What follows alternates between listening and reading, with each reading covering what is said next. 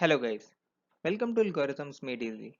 Today we will go through the day 13 problem, largest divisible subset. Please like the video, and if you are new, don't forget to subscribe to our channel so you never miss any update. Given a set of distinct positive integer, find the largest subset such that every pair Si, Sj of the elements in this subset satisfies the condition. If there are multiple solutions, return any subset.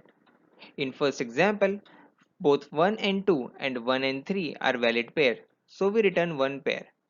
Now, in example 2, we can see every pair of elements satisfies the condition, so the whole list is the result.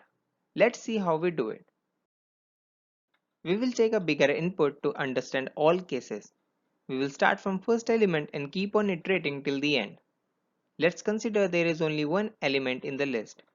A number modulus itself is always 0, so we add 1 to the list for 1. Now let's consider there are two values. As we have already calculated list for 1, we will now calculate list for 2. We will check 2 with all previous values, and as 2 mod 1 is 0, we will copy the list of 1 into 2. Now, as no more elements are left to check for 2, we will add 2 to the list. Now there are 3 elements. We will check for 3 mod 1. As it is 0, we will copy list of 1 to 3. Now we will check for 3 mod 2. As it is not 0 and also no more elements are left for 3, we will skip it and add 3 to its list. Now there are 4 elements. As 4 mod 1 is 0, we copy list of 1 to 4. Now 4 mod 2 is 0. So we compare the size of the list. As size of list 2 is greater, we overwrite it on the list of 4.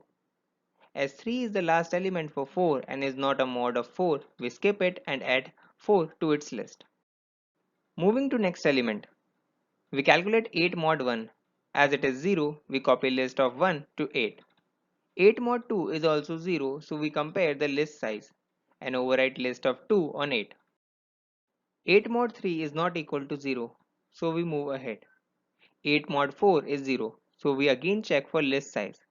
As list 4 is bigger, we overwrite it on 8. At the end, we add 8 to the list. Now the last element. We check for 1 and copy list of 1. As 9 mod 2 is not 0, we move ahead. 9 mod 3 is 0, so we compare size of list and overwrite list 3 on 9. Now 4 and 8 both does not satisfy mod condition, so we skip them and add 9 to the list. At the end, we are expected to return the list of maximum size. In our case, it is the list of 8.